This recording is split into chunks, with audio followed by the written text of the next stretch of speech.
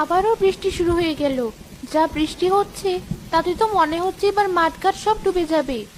সে কি মা, সব যদি ডুবে যায় তাহলে আমরা থাকবো কোথায়? আমিও তো সেটাই ভাবছি মা। এমনিতেই আমরা যেখানে থাকি সেটা অনেক নিচু জায়গা। তাহলে কি আমরা ডুবে যাব মা? জানি না মা। আর দেখ, তোর বাবা আজ এখনো বাড়ি ফিরলো না। যাই, আমি বরং রান্না বান্না সেরে নি।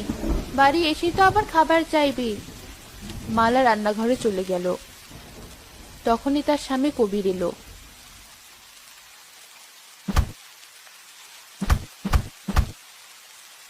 কই, কোথায় গেলে? তুমি এসেছো? আমি তো ভাবলাম বাড়ির কথা ভুলেই গেছো। কি যে বলো না। মা ঋতু, গামছাটা আন দেখি, একদম ভিজে গেছি।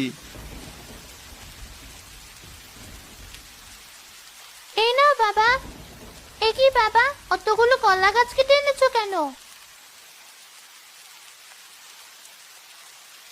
দরকার আছে মা, যা বৃষ্টি শুরু হয়েছে তাতে ওগুলোই আমাদেরকে বাঁচাবে।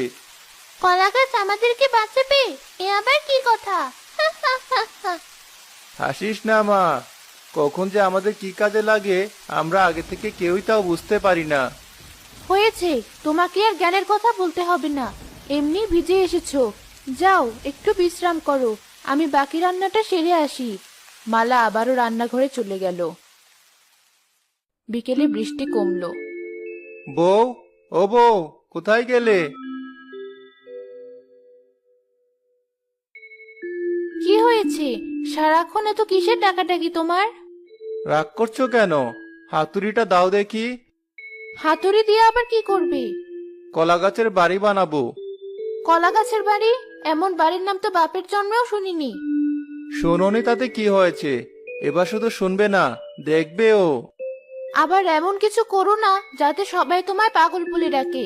এমনিতেই গ্রামে মুখ দেখানোর জো নেই, তারপর এমন এক একটা কাজ করো মানুষের হাসির পাত্র হতে হয়। মানুষের কথায় অত কান দিও না তো, ওরা এমনই, সব সময় এর ওর পিছনে লেগে থাকে। যাও, যা বললাম তাই নিয়ে আসো। তোমাকে নিয়ে আর পারি না। এই নাও হাতুড়ি, আর যা ইচ্ছে তাই করো। হাতুড়ি নিয়ে কবির উঠোনে বসে কলা গাছ কাটতে লাগলো। তখনই তাদের প্রতিবেশী মকবুল সেখানে এলো।